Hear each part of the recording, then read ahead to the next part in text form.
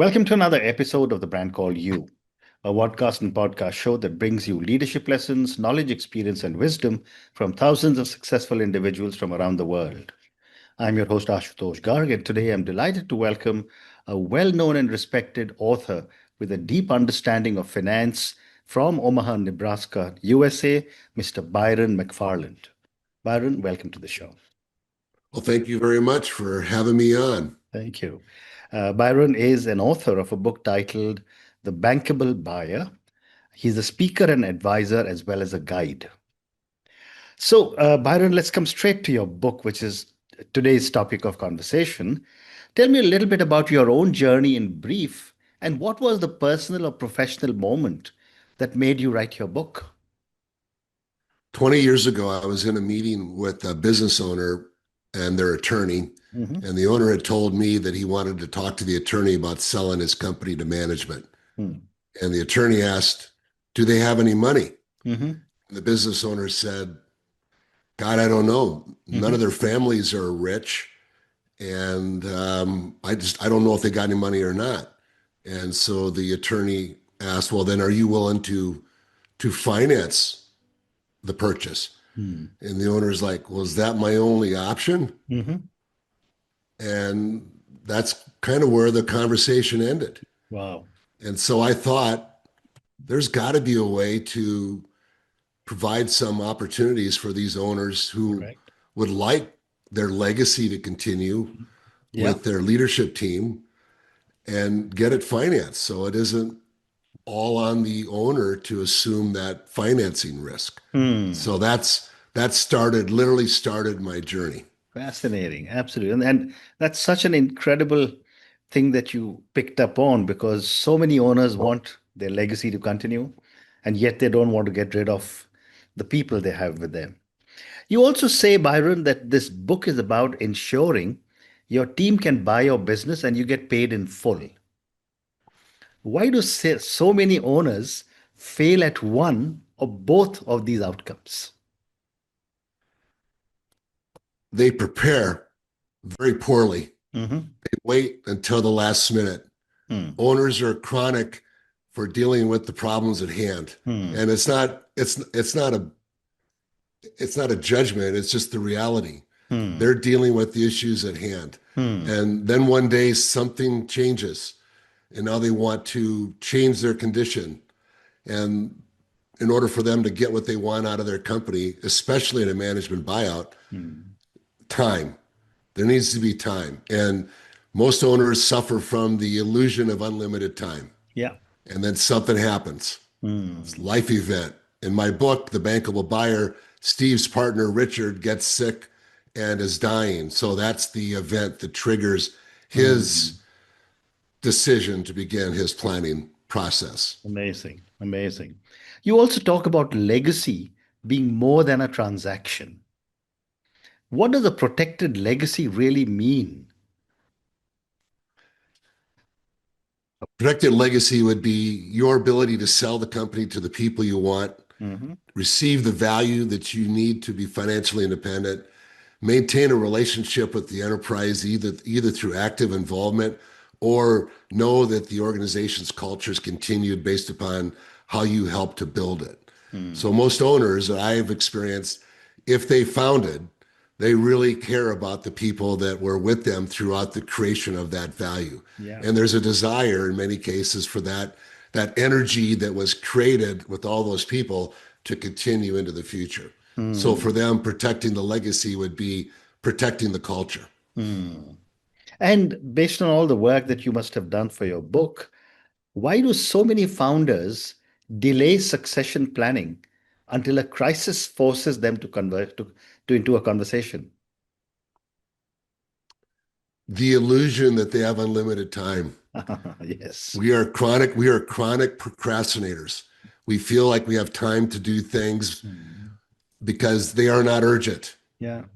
And then something happens, changes the sequence of your needs, and Hmm. now you need to put this need to the front because something's happened. Hmm. So most commonly, in my experience, the owner is experiencing some discomfort.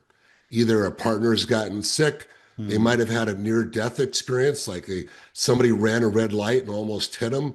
Mm-hmm. Maybe a family member had some adverse condition, or under the current conditions, they just aren't able to assimilate all Right. the chaos and the uncertainty and able to meet the needs of the people who Mm. are joining them, and they just wear out. Correct. And that's kind of an all of a sudden thing.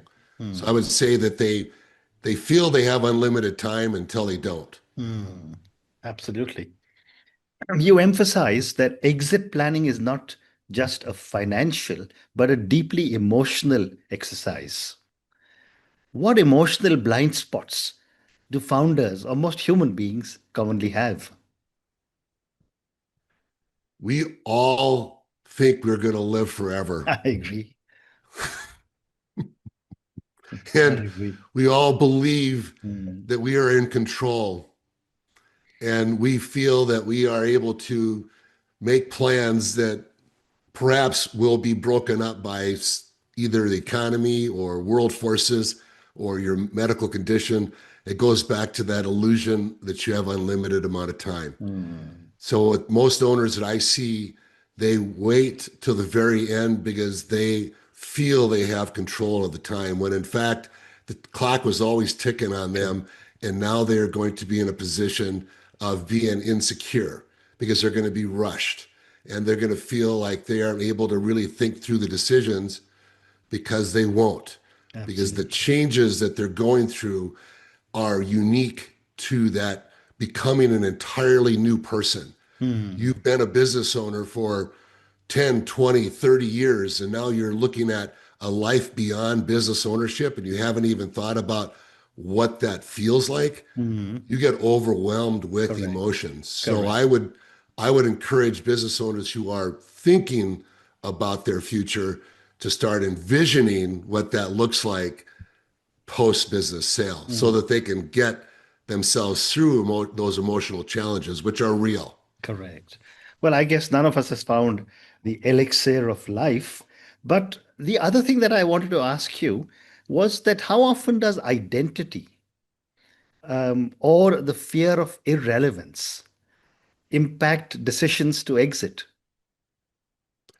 I can tell you from personal experience Yeah. that I had tried to retire 2 years ago. Mm. I had sold two-thirds of my firm to two young partners and told them I was just going to be Mm. like of counsel. Mm. And I went off on a RV sojourn around the United States. Mm. And after about 60 days, I was bored. Mm. And I realized I don't know what I'm going to do with myself. Correct. My identity had been in my work. And so I returned from the long loop around the United States and asked them if it's okay if I re-enter, because I had not yet worked out my identity. Mm. And I still don't know what I would do after, even though I have grandchildren and children, and I love trout fishing, and I love motorcycle riding across country. There's still this need for me to have purpose. I can And understand that. that, and my identity is a lot in the people I help, and which is the people I serve, and the problems I'm allowed to Yeah. help them resolve. Mm. Yeah. I can completely understand. I sold my pharmacy business, which was India's second largest chain 10 years ago. And it was difficult, but I didn't go back to it. I did many other things. But you're Yeah. absolutely right. We all need that little bit of um, a crutch from the business that we are in. Uh, Yes. you begin, Byron, with a trigger event. Why do most transitions begin relatively reactively rather than proactively? The illusion of unlimited time. We we convince ourselves that we are going to be okay for a long time. Mm. And then we are struck with an event and forced to confront it. Mm. The reason income taxes in the United States are paid is because the Internal Revenue Service gives us a deadline. Mm. There is no deadline on exit readiness, other than if you don't do it, then eventually somebody's going to do it for you. Yeah. And that's going to be done post mortem. which is estate planning, or it's going to be done in preparation or anticipation of a change in your responsibilities as a business owner Yeah. to perhaps another person, to Well become another said. person. Well said. Well said. Tell me, what exactly does a management makes a management team bankable? The, the bankable buyer is a buyer who has proven to the bank that they're capable of delivering the results necessary to pay off the loan. Mm. So how do they become bankable? What loan are they paying off? Well, the way we structure our bankable plan, our bankable management succession plans is we sell these buyers Mm. a minority interest using a bank to finance it. We then have the banker come into management meetings periodically to observe decisions that have been made. The banker is watching financial performance. So our objective during this minority sale period Mm. is to show the lender that the management team's capable of running the business day to day without the owner. Mm. And that's what makes them bankable when it's time to change control and the current owner is no longer financially responsible for the risk in the business. Mm. And the bankable buyer was created by selling a minority interest, having them repay it, and the bank sees the new buyers as being capable and has the confidence to loan them the money at the change of control. Mm. And the old owner can walk away with cash and financial freedom. Mm. Great response. But therefore, a follow-up question for you, Byron. Uh, is a competent manager a bankable buyer? Possibly. Okay. The difference between a competent manager and a bankable buyer Mm. is scope of responsibility and tolerance for risk and complexity. Mm. For example, a very capable manager is leading a department, a team, and their scope of responsibility is that department or their team. Mm. All owners have responsibility over all departments and all the team.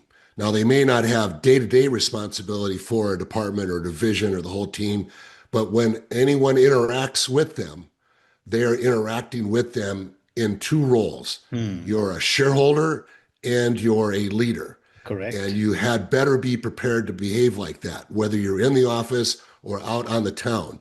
Also, business is cyclical. And when things are rough, people are looking to someone to calm them. And the owners ideally would have the competency of self-control. They Mm. are not losing their cool under pressure. They are responsive, they are encouraging, and if there's any sense of anxiety, they're expressing it in a controlled environment with the other owners and then bringing a calmer demeanor back to the team. So Mm. the difference between a buyer and a competent manager is that complexity, being able to see the big picture, Mm. and then the tolerance for risk, meaning they can manage their emotions when challenges occur. Mm. And what happens psychologically when a person signs a personal guarantee? And I know that hired guns or competent managers find it very difficult to sign a personal guarantee, which an entrepreneur does. Ownership risk becomes very personal Mm. when you go to the bank and sign that personal Mm. guarantee. And then most commonly, the assets you're pledging is your house. And if you own that with your spouse, you need to bring your spouse in to sign Correct. that personal guarantee. Correct. So that risk becomes very real. And now they are evaluating the implications of every activity. Mm. Are the projects that I'm selling making enough money to Mm. cover the cost of goods and give us a sufficient gross profit to cover our overhead and then service our debt?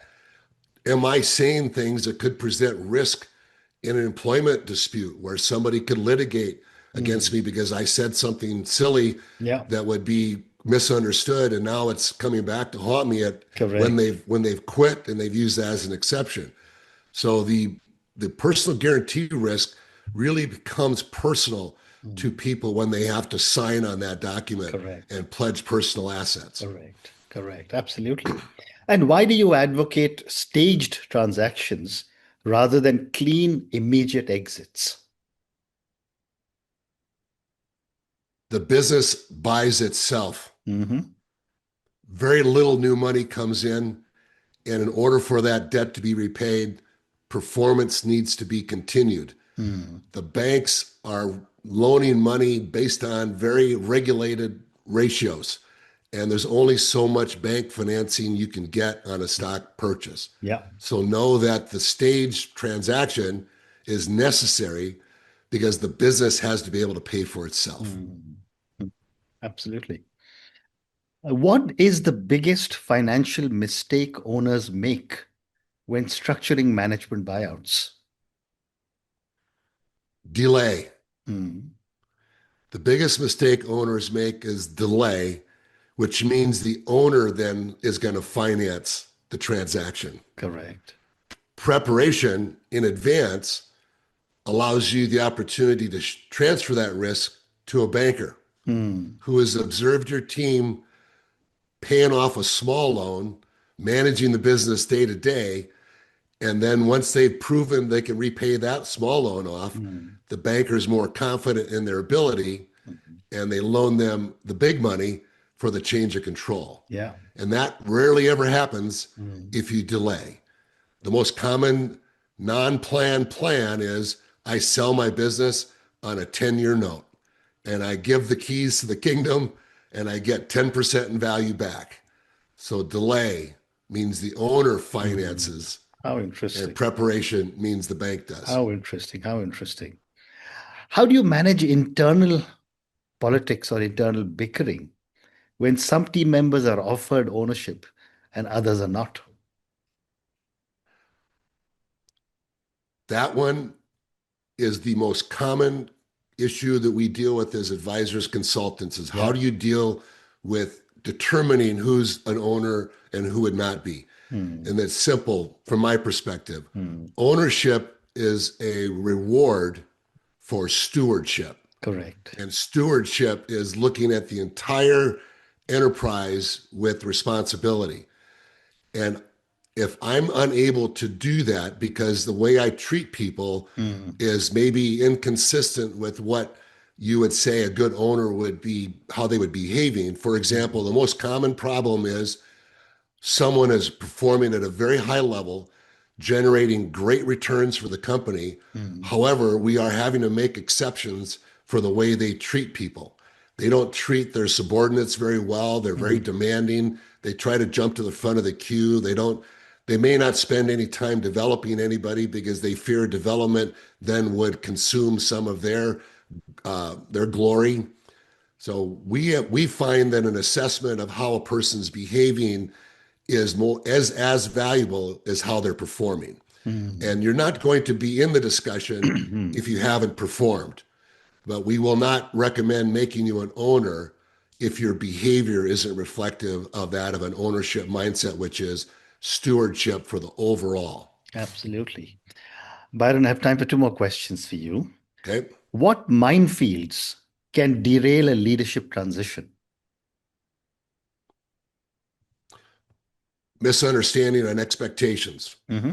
The most common minefields in a leadership transition to ownership is the buyers and the seller aren't clear on how much they're going to buy, when they're going to be able to buy it, Hmm. and what they need to do in order for them to get more. Hmm. And most owners have a hard time thinking that far ahead. So if they're left to their own devices, they will just do it one thing at a time and say, hey, we'll get back to you later on Yeah. the next step. And Hmm. then the next step is now becomes a point of contention. And most people that are in that situation have a very difficult time having a crucial conversation because no one's trained them how to talk about this. Hmm. So the role that we commonly play is let's be clear on what it is the seller is willing to do Yeah. first. Once we know that, then we go to the buyers and say, here's what's available to you. Hmm. Here's what we expect of you, and here's how you can increase your position over time. Right. Amazing. And my last question for you, Byron. Once the deal is done, how should founders think about their next chapter financially emotionally, and socially? And you just gave me your own answer, of course. Before you sell, give those questions serious consideration. Mm, Before you sell, talk to a trusted colleague, advisor mm, about those questions specifically. Before you sell, know exactly what you need and resources to be financially independent. mm, Know exactly your next passion project. If you're going to transition to something, mm, please give yourself an opportunity to assimilate that role and start manifesting that vision of yourself before mm. you actually do it. Well said. Well said. And on that note, Byron, I just want to say what a fascinating conversation this has been with you. You know, clearly the amazing wisdom you have in having not just built a business, sold it, took a 6 month RV tour and came back again into it, is filled with so many nuggets of knowledge, so many nuggets of advice that a lot of business owners will listen and gain from. Thank you for speaking to me about your journey, about the bankable buyer, and how you're helping so many other founders find their own people to buy their businesses and keep their legacies. Thank you again, and good luck. Thank you for listening to the Brand Called You videocast and podcast, a platform that brings you knowledge, experience, and wisdom of hundreds of successful individuals from around the world. Do visit our website www.tbcy.in to watch and listen to the stories of many more individuals. You can also follow us on YouTube, Facebook, Instagram, and Twitter. Just search for the Brand Called You.